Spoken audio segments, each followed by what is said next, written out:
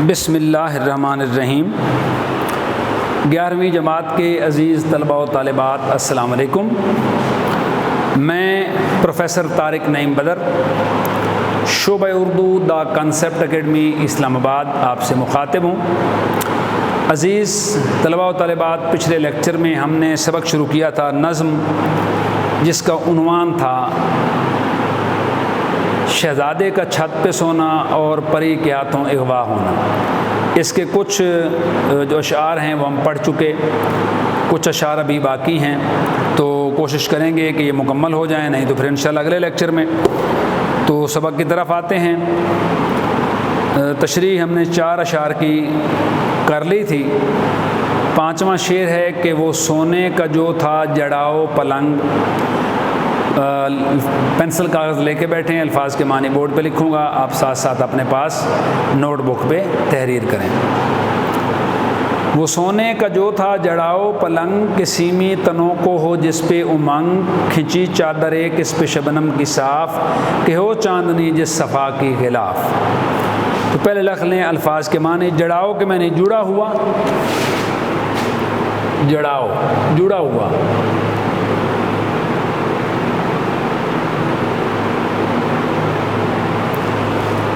پھر ایک لفظ ہے امنگ، خواہش کو کہتے ہیں غلاف کور۔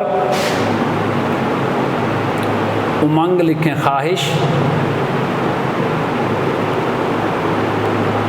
غلاف اردو میں کہتے ہیں، معنی اس کے نہیں بنتے، انگلش میں کور کہتے ہیں غلاف کو۔ سیمی تن، چاندنی جیسے بدن والا۔ سیمی تن، تن بدن کو کہتے ہیں، سیمی کے معنی چاندنی، چاندنی جیسے بدن والا۔ اور پھر ایک لفظ آیا صفا، یعنی صاف شفاف۔ یہ الفاظ کے معنی ہو گئے۔ اب اس کی ہم تشریح کرتے ہیں مختصر سی۔ صنعت مرات النظیر اس میں استعمال ہوئی۔ پلنگ، چادر، تکیہ، غلاف وغیرہ کا ذکر ہے۔ حرف بیان کے ہے، اس میں اشارہ وہ ہے، اور لاحقہ سیمی تنوں ہے۔ تشریح کرتے ہوئے ہم لکھ سکتے ہیں کہ ان اشعار میں میر حسن کہتے ہیں کہ جب شہزادے نے کھلے آسمان تلے رات گزارنے کی خواہش کا اظہار کیا،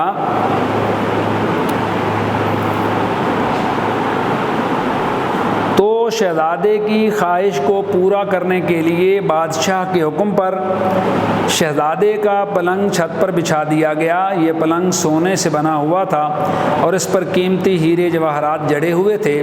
یہ پلنگ اتنا خوبصورت اور آرام دہ تھا کہ اس کو دیکھ کر شہزادے جیسے حسین بدن والوں کے دل میں اس پر لیٹنے، سونے کی امنگ اور خواہش جاگ جاتی ہے، اور اس پلنگ پر انہیں پرسکون اور آرام دہ نیند نصیب ہوتی ہے۔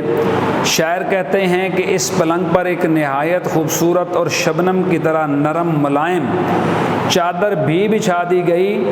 اس چادر کی سفیدی اور صفائی اور چمک دمک اتنی زیادہ تھی کہ جب چاند کی روشنی اس پر پڑتی تو اس کی سفیدی میں مزید اضافہ ہو جاتا، اور اس کی سفیدی کو دیکھ کر یہ محسوس ہوتا تھا جیسے چاند کی چاندنی کا غلاف اس پر چڑھا دیا گیا ہو۔ شعر نمبر 6۔ دھرے اس پہ تکیے نرم نرم، کہ مخمل کو ہو جس کے دیکھے سے شرم، کبھی نیند میں جب کہ ہوتا تھا وہ، تو رخسار رخص پہ سوتا تھا وہ۔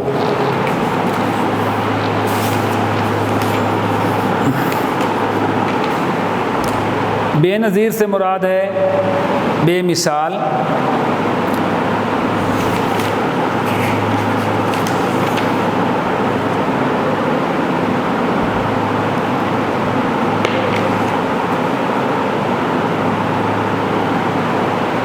اچھا، تو دھرے، دھرے کے معنی رکھے، تکیے نرم نرم، کے مخمل کو، مخمل کا کپڑا ہوتا ہے انتہائی نرم، کبھی نیند میں جب کہ ہوتا تھا وہ تو رخسار رقص پہ سوتا تھا، وہ رخسار کے معنی گال، کہ گال رکھ کے اس پہ سوتا تھا۔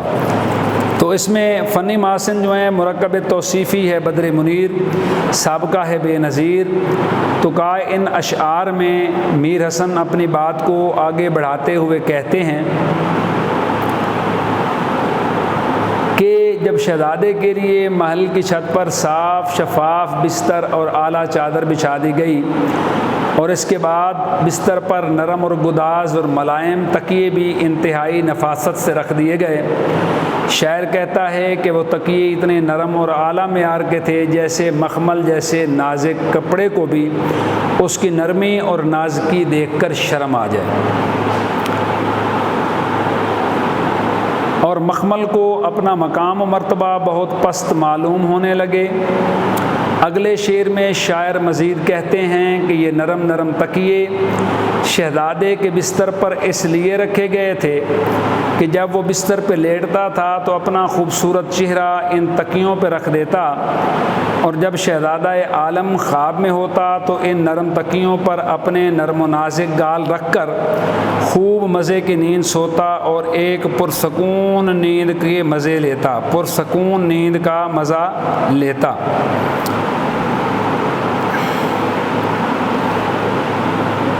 شعر نمبر 7 ہے کہ چھپائے سے ہوتا نہ حسن اس کا ماند، دیے تھا لگا اس کے مکھڑے کا چاند، ہوئی دونوں کے حسن کی ایک جوت کہ جیسے ہو دو چشموں کی ایک سوت۔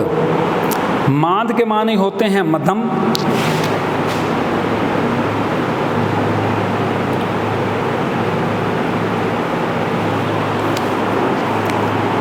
مکھڑا کے معنی چہرہ،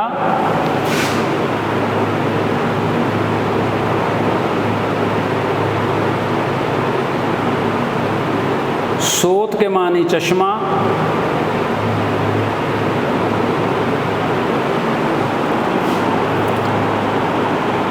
جوت کے معنی جمع ہونا، اور دیے کے معنی شمع، دیا کے معنی شمع، جوت کے معنی جمع ہونا۔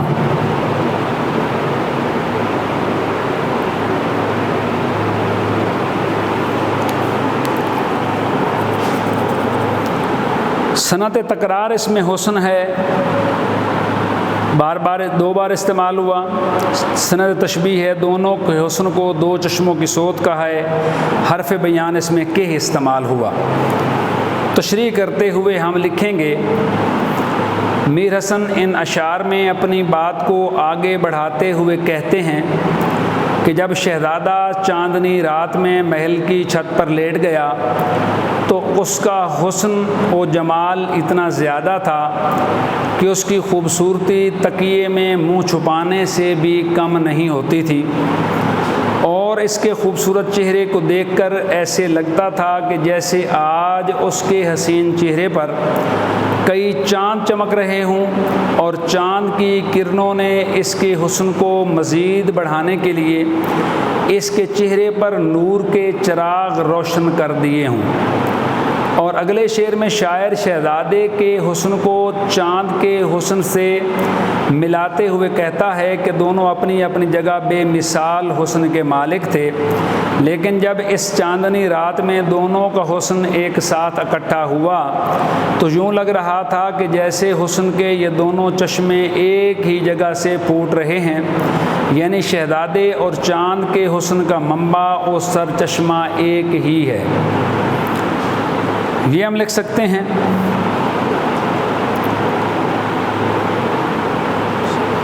شعر نمبر 8 ہے،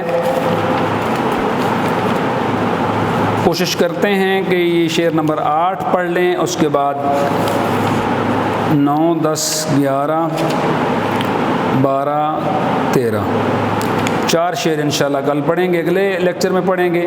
یہ جو شعر نمبر 8 ہے اس پہ آج ہم تفصیل سے بات کرتے ہیں۔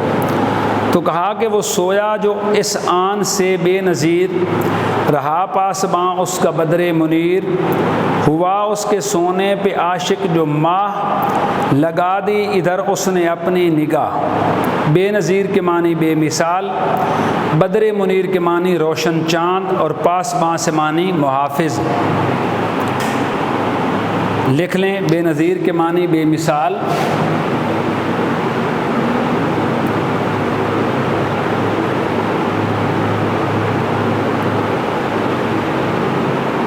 بدر منیر کے معنی روشن چاند، 14ویں رات کے چاند کو بدر منیر کہتے ہیں، اور اس کے بعد ہے پاسباں کے معنی محافظ۔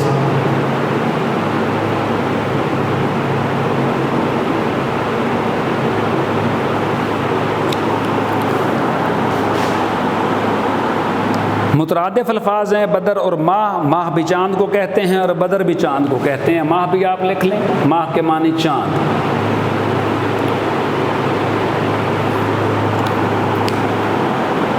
اس میں ہم ان دونوں اشعار کی تشریح کرتے ہوئے لکھیں گے کہ ان اشعار میں میر حسن شہزادے بے نظیر کے سونے کے منظر کو یوں بیان کرتے ہوئے کہتے ہیں کہ جب بے مثال حسن کا مالک وہ شہزادہ چاندنی رات میں کھلے آسمان تلے محل کی چھت پر دنیا و ما فیہا سے بے خبر ہو کر پلنگ پر سو گیا، تو آسمان پر موجود 14ویں رات کا چاند اس کی رکھوالی کرنے لگا اور اپنے کرنوں کے ذریعے اس کے ارد گرد پہرا دینے لگا۔ گویا آج چاند بھی شہزادہ بے نظیر کا محافظ اور رکھوالا بن گیا۔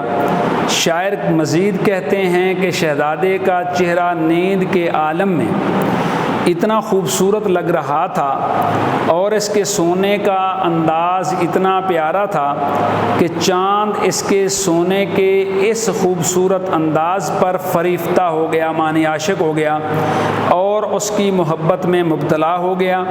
جس طرح ایک عاشق ہر طرف سے بے نیاز ہو کر محبوب کے دیدار میں کھو جاتا ہے، اسی طرح آج چاند بھی سوئے ہوئے شہزادے کے دیدار میں محو ہو گیا اور محبت بری نگاہوں سے اسے مسلسل تکنے لگا۔ ہم یہ اس کا کہہ لیں کہ اس کی تشریح میں ہم یہ چیزیں لکھ سکتے ہیں۔ تو بات دراصل یہ ہے کہ جتنے یہ داستان ہے، میں نے شاید بتایا تھا کہ مثنوی جو ہوتی ہے اس میں پرانا کوئی قصہ، کوئی داستان تفصیل سے بیان کی جاتی ہے، تو اس میں بھی ایک داستان ہے جو تفصیل سے بیان کی گئی ہے۔ اور ابھی تو صرف شہزادے کے چھت پہ سونے کا ذکر ہے، تو میر حسن نے اور میر انیس نے یہ وہ لوگ تھے جن لوگوں نے ایک ایک نظم میں یا ایک ایک کہہ لیں قصے میں ہزاروں شعر لکھے ہیں۔ ہمارے نصاب میں تو ٹوٹل 13 جو ہیں 13 بند شامل ہیں، 13 قطعے شامل ہیں، قطعے یعنی آپ کہہ لیں کہ 26 اشعار شامل ہیں ٹوٹل، ورنہ یہ قصہ کہا جاتا ہے تقریباً 2500 شعروں پہ مشتمل ہے۔ تو اس لیے انہوں نے بڑی لمبی چوڑی باتیں کی ہیں، بڑی تفصیل بیان کی ہے ایک ایک چیز کی، تو اس حوالے سے انشاءاللہ بات چیت جاری رہے گی۔ اگلے لیکچر میں انشاءاللہ کوشش کریں گے یہ سبق مکمل ہو جائے، تو تب تک کے لیے اجازت دیں۔ بہت شکریہ، اللہ نگہبان۔